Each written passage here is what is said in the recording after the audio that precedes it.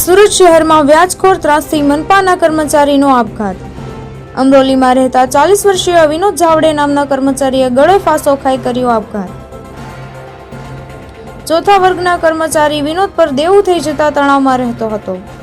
વિનોદને phone કરીને વ્યાજખોરો માસિક ત્રાસ આપતા હોવાના પરિવારના આક્ષેપ। વ્યાજખોરને પકડી કડક કાર્યવાહી કરવા પરિવારે કરી માંગ। અમરોલી પોલીસે ગુનો નોંધી કાર્યવાહી હાથ ધરી છે।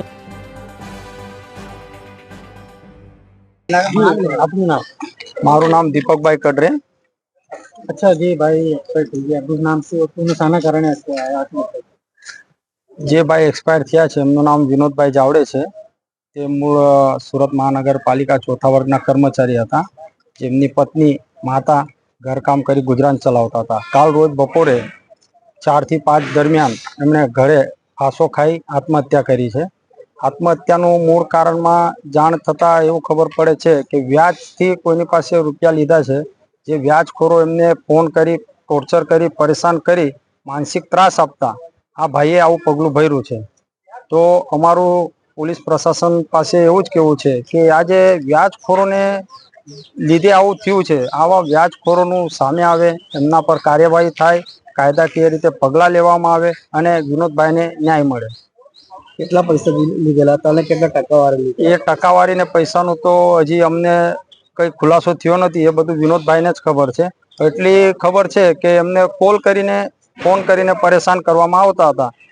વ્યાજની પૈસા આપેલા એ વ્યક્તિ કોણ હતો અને એ પણ અત્યાર સુધી અમને ખબર નથી કે કોની પાસે પૈસા લીધા છે, શું કર્યું છે। ભાઈએ બારોબાર પરસ્પર જે વ્યવહાર કર્યો છે વિનોદભાઈને જ ખબર હતી। અમને ખાલી એટલી ખબર છે કે ફોન પર કોલ આવતા અને વિનોદભાઈ પરેશાન થઈ જતા એવું હતું। સુરત પોલીસ દ્વારા વારંવાર વ્યાજખોર વિરુદ્ધ પગલાં લેવામાં આવે છે, તો વ્યાજખોર આ વાપસ કરશું કરે છે, કેટલું કામગીરી પર શંકા છે પોલીસને?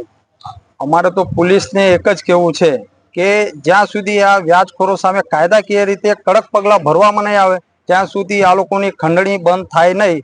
અને આવા સામાન્ય માણસોને આ લોકો છેતરી જાય છે। વ્યાજે રૂપિયા લગાવી 5% 10% લગાવીને માણસને માનસિક ત્રાસ આપીને માણસનું આવી પરિસ્થિતિ ઊભી કરી દે છે। Hitesh Prajapati, BHP news, Surat.